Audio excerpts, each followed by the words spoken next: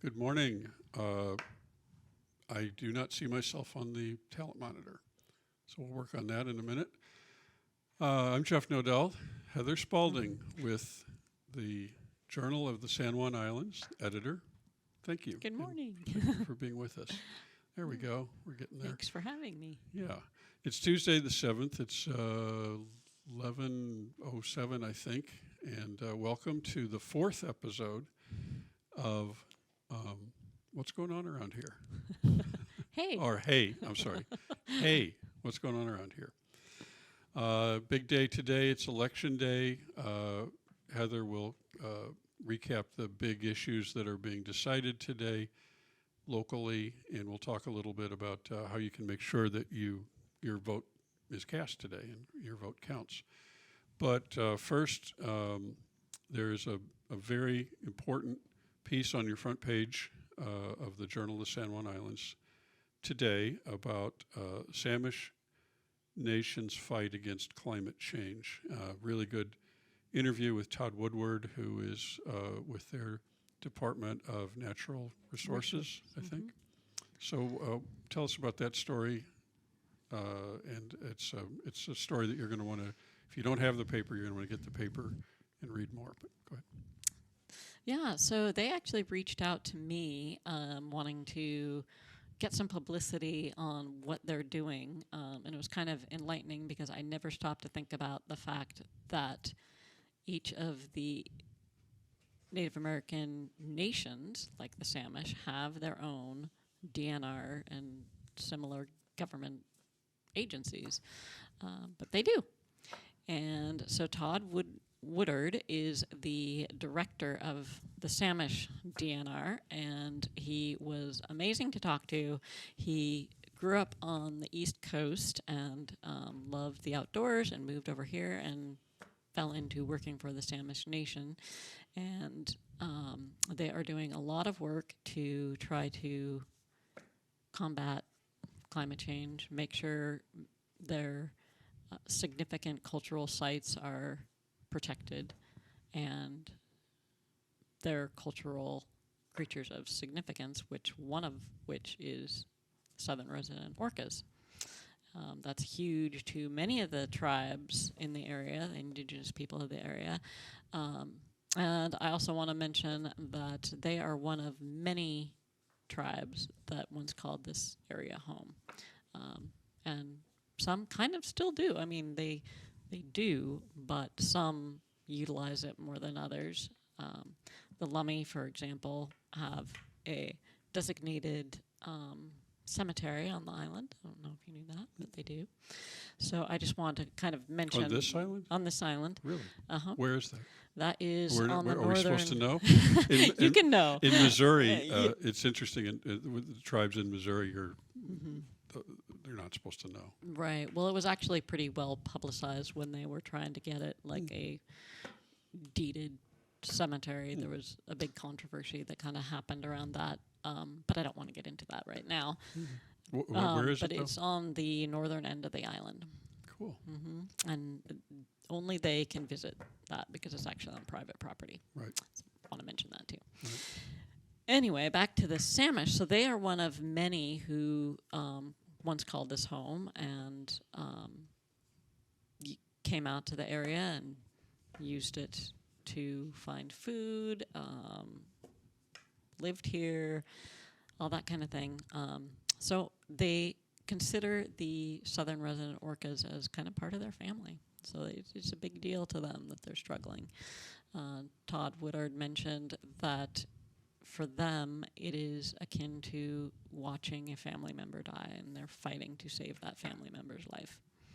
So I think that's kind of important to keep that in perspective when you're talking about, saving. They don't see whales the way we see whales. They don't see whales the way we see whales. Right. And we need to respect that. We do. Do the tribes coordinate closely in their efforts, or are they mostly independent of each other? They do coordinate. I'm not sure to the degree how closely that is, but I feel like it's pretty close. Like one project that he mentioned was a project in monitoring bird migrations. And I'm forgetting which tribe that they partnered with, but there was one sort of led the project and trained the other tribes to how to monitor the migrating birds and take part in their project. So. Is Todd's department, does it coordinate at all with the state of Washington? Or are they independent of each other?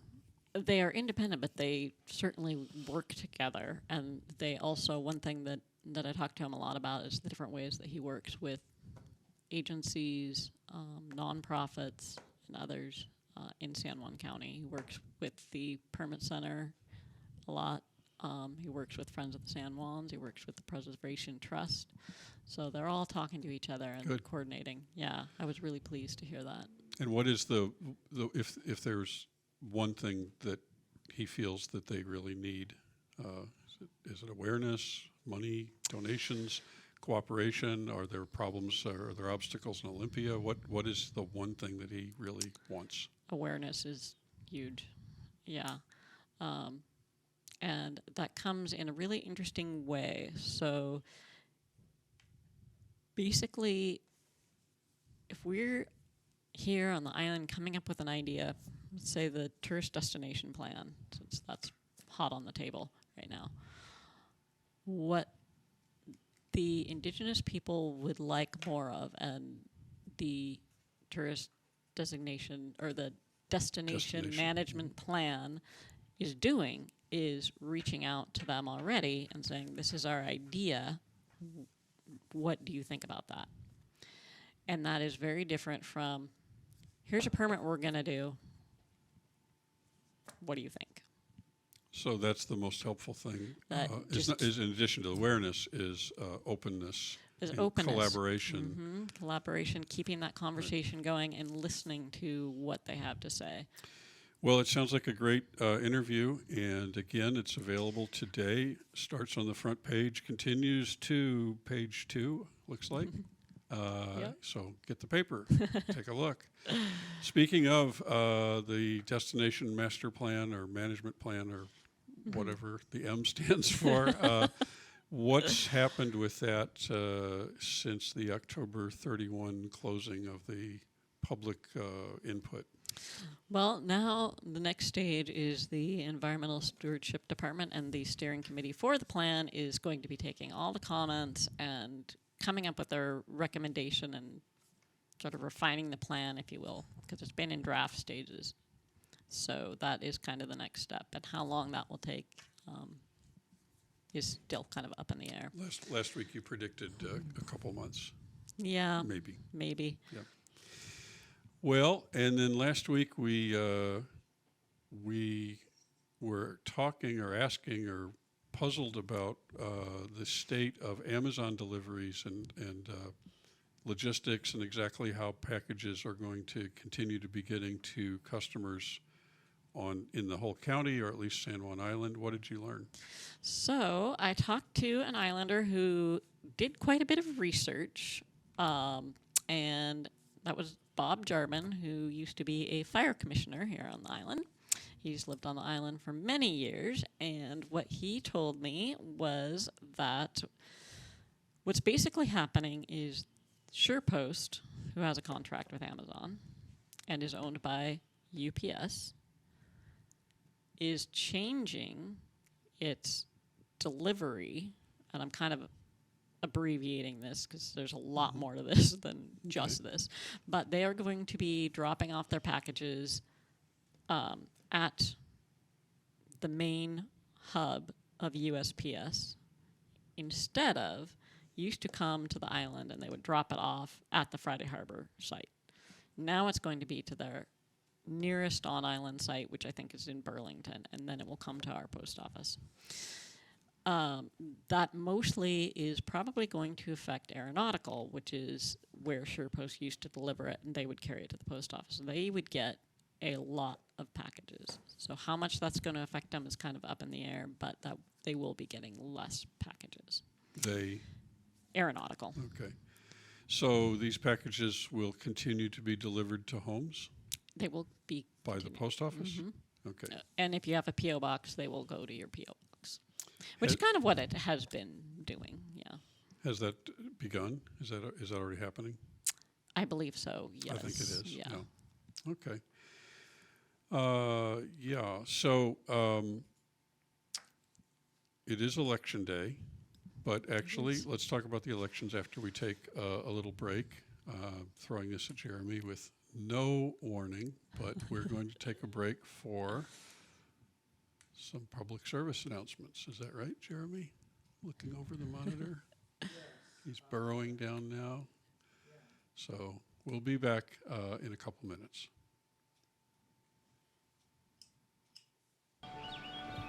Be right there. Wait. Use the shovel and bucket of water, remember? Drown, stir, drown, feel. Then make sure it's cool. Where'd you learn that? SmokeyBear.com. Brushed up on some tips before we left. Don't want to start a wildfire, right? Only you can prevent wildfires. You need some help? Your tow chains are a little loose. Could spark a wildfire. I could show you how to secure them properly if you'd like. Sure. Thanks a lot. Anytime. You should check out SmokeyBear.com. They've got a bunch of tips on wildfire prevention. Only you can prevent wildfires. Growing up, food meant a lot to me because it was time spent with my mother and my father. As far back as I can remember, I helped my mother make Spritz cookies every holiday. There was always a meaning to each cookie we decorated. I get a little choked up when I catch a glimpse of the cookie press in the cupboards. It still brings back warm memories of time I spent with my mother when I was young.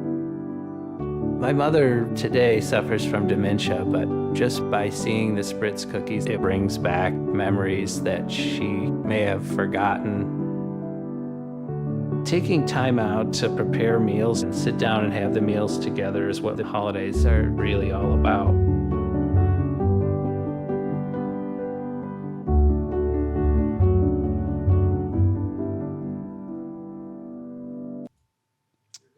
There we are. We're back.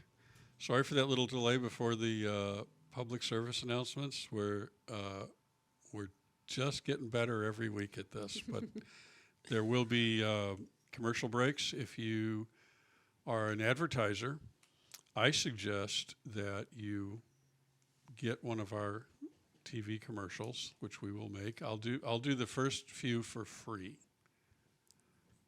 Few for a while. But we would be happy to do a video commercial for a local business. I believe in supporting local businesses, and I believe local businesses should be supporting the paper. So maybe for every 1/8 page that you, a new advertiser or an old advertiser that's been dormant, for a 1/8 page, if you buy an 1/8 of a page ad in the Journal of the San Juan Islands, we'll give you a free TV ad for a little while. Ah, that's awesome. How about that? Thank you very much. Yeah. And again, before we get into elections today, we want to talk about the goal that you have for 2024, which is to go from 8 pages to 10 pages. I totally confused and screwed that up last week because I was talking about the big broad sheets of paper and how they fold, and you were actually talking about newspaper pages 1 through 8. Right. So sorry about that if anybody was confused by that tortured explanation of mine. It's simpler than that. We have 8 pages today. That's based on the amount of advertising. If we could sell the equivalent of about 1 page more of ads, then we can have about 1 more page of news as well, right? And people, the beef on local small papers anymore is that, and everybody says it's too small, it's shrinking, and it's tracking with the advertising. So if there's less news, it's because there's less advertising. That is something that we could reverse, that we as a community could reverse. We could say that it's more important to have a professional reporter in the county courthouse, in public meetings, asking why all our buildings are going vacant, and asking tough questions, asking questions about Amazon delivery and all these things. We can have that if we support it. And you're not going to get answers to questions like that from Facebook, because Facebook doesn't have any professional trained reporters. Am I right? I mean, I think I understand this. Yep. And so if we want this, if we want to have professional reporters whose only job it is, you get in here in the morning, right, and you report. Yep. You 40 hours a week, and Isabel 40 hours a week. Is she full-time? She's actually not. Okay. No, she's part-time. Someday. But well, again, based on advertising. Yep. So it's very, very important to support the paper and keep professional journalists out there figuring this out for us and keeping politicians honest. So we need to sell about, in 2024, every week, 52 weeks, we need to sell an extra page of advertising, and then we can have an extra page of news. Am I simple as keeping that? it simple? Yep. Subscription revenue is great, but just to give you a little lesson in newspapers, American newspapers, your subscription pays for the printing, it pays for the delivery, it pays for the nuts and bolts of just putting the paper out, correct? Mm-hmm. But the advertising is the revenue for the organization. It is the profit for the owners, and it pays for all of the work, all of the reporting. So it's great. It's a very good value at $5.95 for every 4 weeks. But if you're thinking that revenue could pay for the reporters and reporting and all of that's not the way it works. So great, whether you pay for one issue at a time at your favorite location, or whether you have a subscription, that's all great, or whether you choose to read online, that's all terrific. But the scalable part of this is the advertising, and as there's more advertising, there's automatically more news. Right. And so that's what we have to do to get the paper to go in the other direction instead of shrinking, which almost all papers in the United States have been shrinking for 20 years. We can actually reverse that direction and grow the paper, and that would be a very good. That would be amazing. That would be a very good community achievement for San Juan County and San Juan Island in 2024. So that's the goal. That's very clear. And for a while, if you buy 1/8 or more of a page, I'll give you a free video ad. You can use it everyone. You can use it here. You can put it on Facebook. I don't care. But we'd be happy to do that. So that's awesome. Thank you very much. Yeah. Well, thank you for putting out a great product and keeping everybody honest. That's good. So Election Day is today. You still have half a day to get your vote in if you haven't. It's pretty simple. You find your ballot, you mark it up, you seal it up, and drop it in a box. Right? That's all there is to it. It's no more standing in lines or voting machines or any of that stuff. So talk about the deadlines, though, today. So today you need to get your ballot to the ballot box outside the courthouse if you're on San Juan Island by 8 o'clock tonight. And if you vote by mail, you need to get that into the post office, and they close at 2:30. So I want to make sure that both these things are done. And, any island that you're on, make sure it gets postmarked today. Right. It must be postmarked today. If not, and it's important to you, and it should be important to you to get your vote counted, you're going to need to get it to a box. I guess worst case, that might even involve a ferry ride, but if you've missed the ability to postmark that ballot. But that's what still has to be done. And what are the big issues or elections that are being settled today? So today, there's two on San Juan Island, and that is the Fire Commission. We're voting for a Fire Commission, and we are voting for a Port Commissioner. On Orcas, I believe it is a Fire Commissioner. I don't think they have a Port.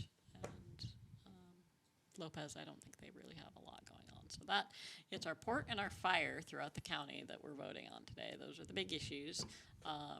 Everything else on the San Juan ballot, or at least on my ballot, was unopposed positions. So there was a bunch of school stuff, school board members that were unopposed, and I think there was, in town, I think there is also a town council being determined, but I think that is also an unopposed person at this point. The person that was running, one of the people that was running dropped out. So one of the, over the last few weeks, you've done some nice comparative interviews with the candidates to see where they stand. Can people still get to those through the website? They can, yeah. Just search, what would they search for? They would search for the Fire Commission candidates or the Port candidates.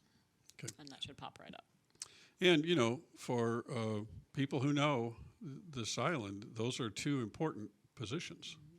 The people feel very strongly about the fire department. They feel very, very strongly about the port. So anyway, that's, you still have the opportunity if you're watching live.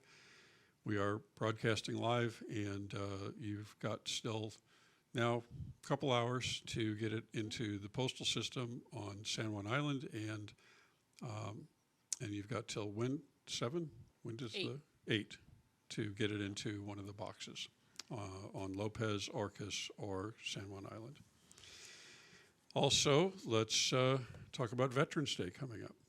Yeah, I think one of the things that is interesting about both Veterans Day and Memorial Day in San Juan County is we don't talk about, this county feels like it's so far away from war.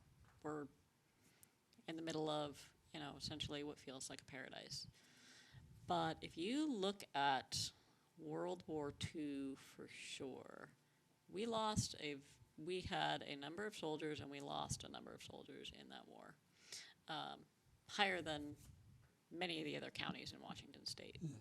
And that kind of led to what is now Memorial Park in Friday Harbor, which is that circle park. You drive around when you very first come to Friday Harbor, and there's the elm trees that are not in very good health right now. There is a fountain and a plaque that has many of the soldiers' names on it. So I just think that that is something that we should kind of think about on Veterans Day as we remember and think about our veterans. I think the Census Bureau says there is about 10% of our population in San Juan County is veterans. Really? Yep. That's good. So it would be nice to see maybe a few extra visitors. Yeah. Stroll down to that little circular park and just look. Yeah. Look and listen to whatever you think it's saying and respect and appreciate. Yeah. I don't think we can do enough for veterans. I personally don't. The CNL 1 back in Missouri, we spent a great deal of time covering veterans. We also covered every full military honors funeral that we knew of, that we could get to. But we can't forget. We can never forget the sacrifices that were made. And it's, you know, the way the world's going and the way the country's going right now, it might be good to just kind of stop and remember how much some people gave, and including people that are still with us, to keep this system going. Definitely. So, yeah. Yep. We do have a county Veterans Advisory Board. So if there are people out there that need resources, veterans out there, if you know a veteran that needs resources, that would be a good place to start looking. They Great. are available. Excellent. Excellent.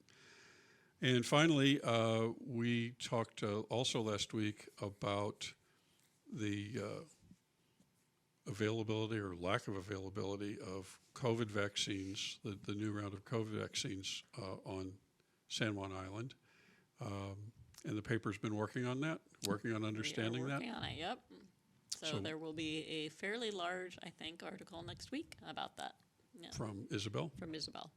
great reporter, so we look forward to that. So get your subscription all in place so it comes to you right away. But yeah, we'll look at that. I had to go off island last Wednesday to get my shot. I just couldn't wait any longer, and it didn't look like anything was coming here anytime soon. So Right. I can tell you, it's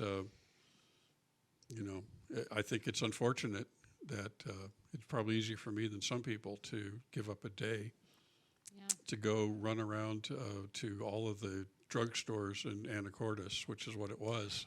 Had a reservation at one that didn't take my insurance, and Oh, no. it looked actually for a minute like the whole trip was a waste. Lost a day's work, the ferry fee, and all of that, and it looked briefly like I was going to be sent home without the shot. And then at the last minute, one of the three big drugstores there, I guess, Safeway, Walgreens, and Rite Aid. There might be others. I'm sorry if I don't know. But I think Costco, is it Costco that does one, maybe? in Anacortes, I mean, we could have I guess headed toward Mount Vernon and Burlington and probably found something. But I mean, is that how we want to That's- do this? Right. Is this public That's health? the point. Public health. I mean, sorry, we can't help you here. Run over to Skagit County and find someplace. And it was kind of whack-a-mole, and there wasn't clarity. I remember the Walgreens person said, and by the way, the pressure that drugstore employees are under right now is incredible. They're understaffed. They can't even take lunches, or when they take lunches, it tends to shut down the entire drug department, the entire pharmacy department, because they're that short-staffed. Right. And they're doing their best to not get too testy and all that. But the Walgreens person told me when I didn't have the right insurance that the only way to find that out was to make the appointment, go there, and then be told that in person. And I'm like, there's got to be a better way. So, Yeah. I got mine, but I still care. And I think last I saw American, only 7% of Americans had been vaccinated with the new vaccines.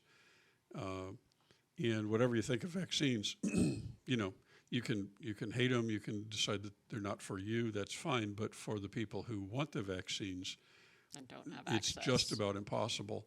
And I guess I'll show a little bit of my own personal politics, but I think what we're seeing here is the difference between the way the federal government ran this and the way private industry is running this.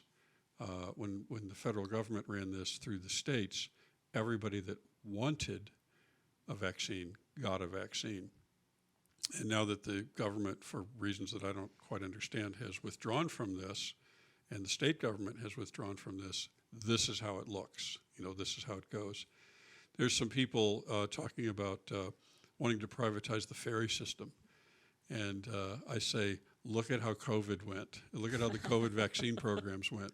How do you think private industry would run the ferries? So there are many, many problems. I can turn anything into a discussion of Washington State ferries. That's what happens when you live on an island. That's right. If you want to see how, if you think the ferries are struggling now with state subsidies in place and huge, maybe too huge of a central office and all that, just imagine how this would go if it was turned over to the private sector. Not good. not good. And what's going on right now, in my opinion, this is an editorial comment by CNL2 founder Jeff Noedel. Sorry, but if you want to see how it would go with the ferries, look at how it's going with COVID, which I think is not very good.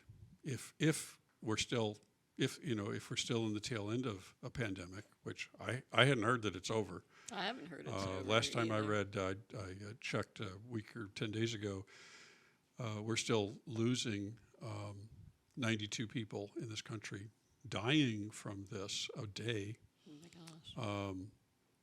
Down from the week before, I think 120. It bounces up and down, but Yeah. and that's not even dealing with long COVID, and that's not dealing with even the short COVID that knocks you out of work. I guess I don't mean to sound pro-vax. I respect people who decline the vaccine. I really do. I understand. I think we get that now. I think we can see that. Some people just don't That want it's it for whatever reason. It's real, and that decision has to be respected. And I'm drifting all over the place now, getting us into all kinds of trouble. But a lot of people, I know on San Juan Island, I know this is to be true. A lot of people in San Juan Island are starting to wonder if the state's reaction to the people who declined vaccines was the right thing for the State Patrol and was the right thing for the ferry system, because we are still suffering from understaffing in those areas. So, I can sound like a big old liberal and say everybody should have a shot, but I could also say I think we maybe have learned some lessons about, and the experts say that there are other pandemics out there that could be waiting. So we need to think about what we've learned from all that. But anyway, I'm one who did want my vaccine, and I'm one who had to go to what I feel like are, certainly compared to the past, extraordinary measures to get it, and almost didn't get it on Wednesday. So I look forward to what Isabel finds. I got my shot. I got my flu shot, but Did it knock you out at all? Did you have a little bit. It was delayed. Every one of these is different. I guess this is like my fifth or something, and you never know. But the flu shots are the same way. It's like it affects everybody differently, and but in my case with this one, it was a little bit delayed. It was like after the first day, it's like, oh, I guess I'm not going to feel anything, and then the second day, it's like, oh, there it is. There it is. But it wasn't really bad. The one thing I would say though is that I do know people in Friday Harbor on San Juan Island who have gotten COVID, and it knocked them down. Yeah. In one case, a man in his 30s and in very good health, sailor, about 2 weeks. The old kind of COVID response, and he had some vaccines. And then another was somebody who seemed to be affected, badly for a few days. So this is still real. And if you are the kind of person who gets vaccines, flu vaccines, just to avoid a few days of the flu, then, which I am, then it still makes sense to do something that I could avoid a few days or weeks of COVID. So that's why I do it. Yeah. But if you decline, fine. I'm just concerned about, is 7% really all of the Americans that want it? And I don't think that's the case. And so anyway, we'll see what Isabel finds. We'll talk more about that next time. Yeah, and I'll spend the rest of the week apologizing for the last 5 minutes. Sorry, but that's what I think. That's what I think, damn it, and that's what we do here. There we go. Hey, what's going on around here, right? Thank you, Heather. Thanks for we having stirred me. the pot. Go vote. Vote today. You now have 2 hours left to get it into the post office. I have no idea what time it is. We have 2 atomic clocks, and they're both wrong. So I mean, one of them's like 2 hours. One of them says it's already closed. Yeah. So according to one of our clocks, the post office is already closed, but it isn't. We've got a couple more hours. So thank you for joining us. We slogged through another one, and we'll see you next week. See you next week.